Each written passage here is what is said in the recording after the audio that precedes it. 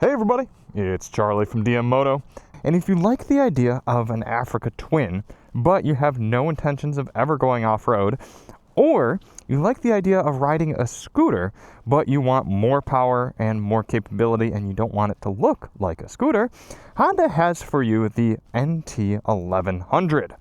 This motorcycle has been offered in other countries for a while now, but we're getting it here in the United States with one transmission option, and that is this dual clutch automatic that we've had from Honda for a number of years now, and it makes a lot of sense in this motorcycle.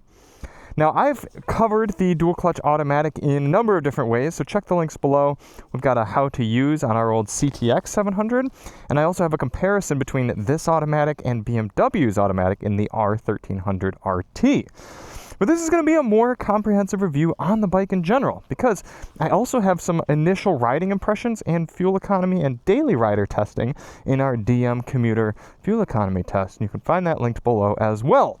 But in this video, it's going to be a little bit more about pushing the motorcycle as I like to ride out here in some of the more exciting roads in Orange County, and talking about what this bike is, what it isn't, and why just under $13,000 makes sense for this motorcycle. So, basics. We're dealing with just under an 1100cc inline twin motor for this, where the Africa Twin gets its name, but it is a 270-degree crank, meaning it's got a little bit of extra personality and grunt to it compared to a more boring 180-degree crank inline twin. It does have that 6-speed dual-clutch automatic transmission that I mentioned earlier. We've got street-focused tires and wheel sizes here. We've got removable side cases, which are actually kind of nifty. I'll show you here. Honda includes these bags inside here. Now, maybe that's some sort of accessory or whatever, but if I pop this open, you can see bags inside boxes. Give you some sort of extra protection there. You can also pop these off if you plan on riding and want a little bit less weight, don't need the cargo capabilities. There's also a ton of accessories you can get for the bike. Top boxes. This one's got heated hand grips. It also has Apple CarPlay and Android Auto support. However, you have to be both plugged into it, so you have to have a USB cable running out of here, and then technically speaking, you're also supposed to have a headset connected. Some people have said that they could get around that, but for just hopping on the bike and riding, not a super intuitive way to do it. You can get a little wireless dongle that plugs into here, but that's not how the bike comes factory. That would be an accessory that you'd have to purchase separate from Honda and plug in, and I've had varying successes with those. Some are cheap Chinese units, they're pretty much all from China, but some of them don't have great resolution, not very responsive. Some of them work really well, so your mileage may vary there. Other than that, this is a pretty straightforward Honda machine. We've got adjustable windscreen. We've got good amount of aerodynamic coverage. I'm not totally sold on the looks. It's kind of cool. I like the blue paint. Also kind of scootery looking, but again, that sort of fits the ethos of the motorcycle.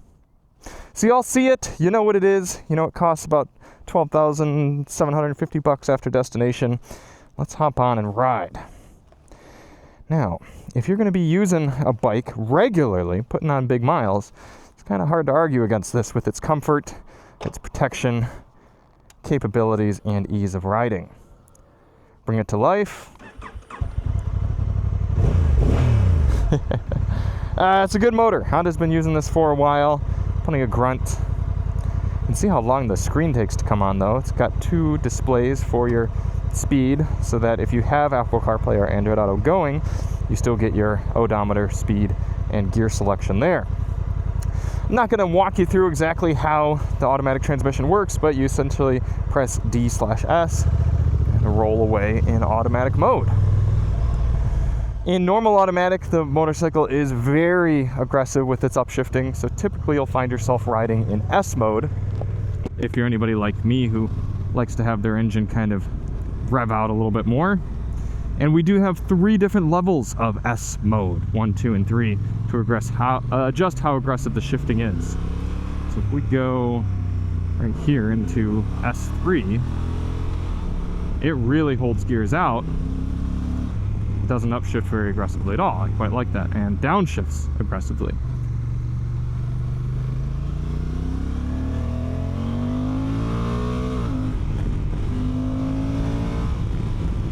Great little grunt from that engine. Wind protection is a bit strange because when you have this windscreen all the way up, at least at my 5'10", 32-inch inseam, I get terrible buffeting. So unless I really need the warmth, I typically have the windscreen somewhat down or all the way down because it's actually quieter than if it were all the way up. So that's a bit frustrating. However, other than that, these little clear sort of winglets that Honda's put on here do a really great job at keeping air off of your hands. So despite this motorcycle not having any sort of immediate hand guards right here, there is still a good amount of air coverage or air blockage. Ergos are good. We do have adjustable brake lever here on the front. No need for an adjustable clutch lever because we don't have a clutch. Now, I've read in the comments from other videos that you can get a foot shifter for this bike, and I would quite appreciate that because the finger shifting is not particularly comfortable or intuitive. Now, you can sort of get used to it. It's not that it's a difficult action to perform, but compared to foot shifting like we had on the BMW R1300 RT, I quite prefer that method.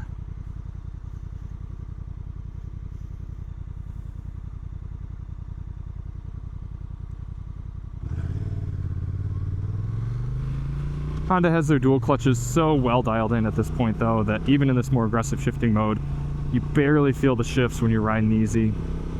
And to me, for a motorcycle that I'm going to be riding around in sort of daily riding environments, I love the automatic. I really do. It just allows me to worry about one less thing as I'm outside and monitoring traffic and keeping the bike in the proper parts of the lane, making sure the Accord is not going to pull out in front of me, looking for children in the school zone, realizing that I'm speeding, everything, all those thoughts that are going through your mind, whether you realize them or not while you're riding, just a little bit less brain space needs to be used up in order to shift.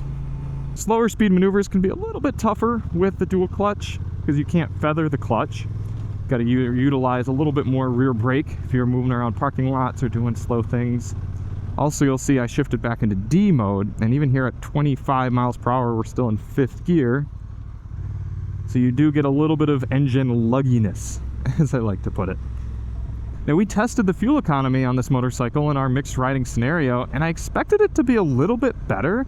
It's been a little while since we did that test. I think it was about 46 miles per gallon, which not terrible for a larger, powerful bike like this, but not really that impressive either, especially with the automatic and how aggressively it upshifts. We've got self-canceling turn signals, which means I have my left blinker on. And once I straighten out up this uphill, turn signal comes off. Very nice to have. It's still good practice to remember to turn them off on your own, but the self-canceling is nice for if and when you forget, it takes care of it for you.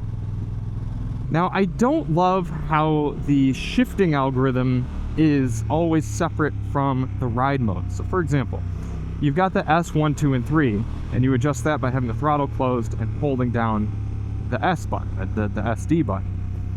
But then you also have ride modes over on the left side. You got user 1, user 2, tour, urban, and rain. Now, tour and urban make no sense in terms of which one should be more aggressive than the other.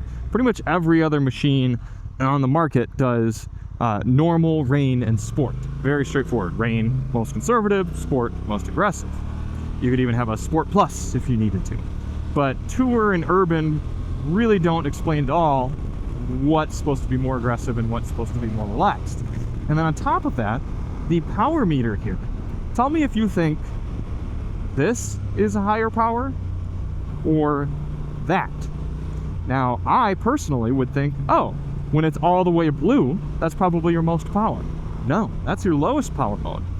Down here, where power is only on 1, that's actually your highest power mode. Now, unfortunately, if you give full twist to the accelerator, you're getting full power regardless, but it's more snappy in power mode 1. And then engine braking, again, no intuitiveness as to whether the full engine braking is all blue or little blue. So kind of silly there.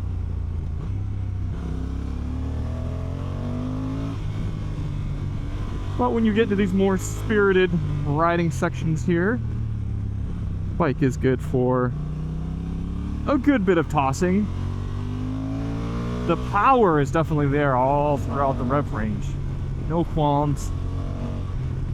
But it's not a motorcycle that really begs you to toss it around.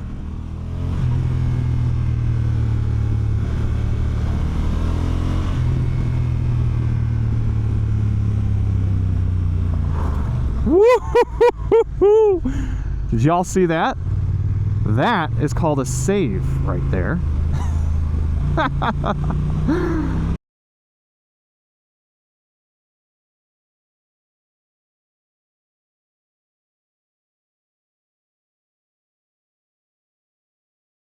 Oh, man. You know when people say, oh, you gotta be careful of the dirt in the corners.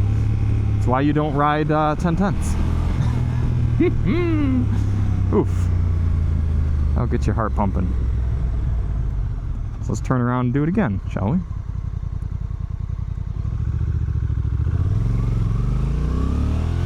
We do have traction control and ABS. Very good things to have, especially on a larger bike like this.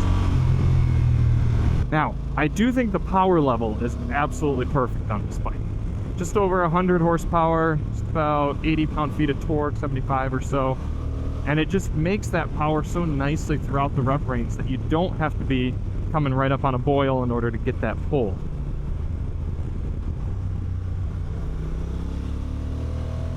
You could load this up with a passenger, you could load it up with some gear. You could be doing higher speeds and still get a satisfying pull out of this engine. Now, because of the parallel twin, even with it being the 270-degree crank, it doesn't sound as rewarding as something like an inline-4 to rev out, but it's not really the point of this bike now, is it?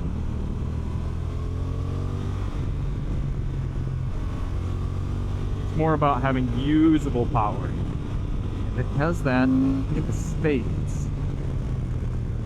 Brakes are there, they're good, they're fine. Plenty strong enough, not necessarily remarkably communicative, but they work. Now, if you're getting a larger, sporty-ish, touring-ish bike like this, you're probably going to be doing some highway as well. And the NT is perfectly fine up here. Like I said, my only qualm is the windshield situation. Extra buffeting. See what the noise level is like up here with it in the mid-level position.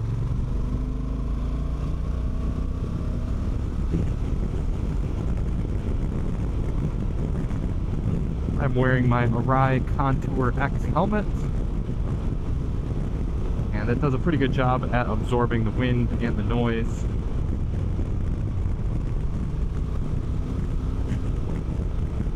Here we are, 6th gear, about 4,000 RPM, very minimal vibration. Place to be.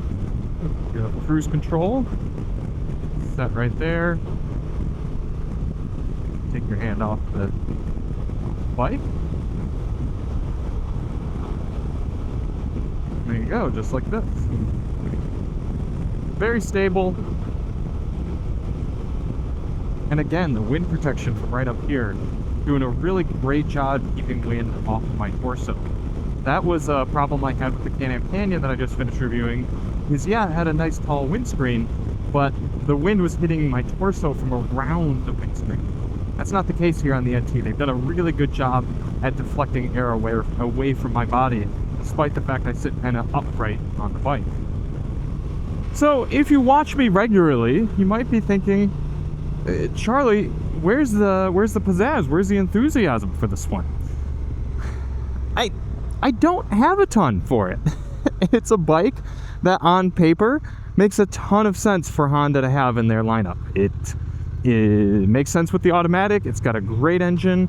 It's priced well compared to other bikes. I mean, the fact you're getting the tech suite and the safety elements, the automatic, the comfort, the power. I mean, everything's there. I've just haven't been wowed at any point in my riding of this motorcycle. For me, if I'm going to take the effort to get geared up and I'm going to take the risk to be out on two wheels and not in the comfort of my car or something, I want to be riding something that thrills me somewhat, that really gives me an experience unlike a car. And this technically does. It does everything right. There's just a certain pizzazz that it's lacking. It's almost like it makes too much sense. to me, it feels like riding a large scooter. And to some people, that's going to be fantastic. And I understand why this bike has done so much better in Europe, where scooters are so much more popular. But here in the States, there's just so many other motorcycles that I'd rather be riding that do most of what this bike does, but just do it more fun.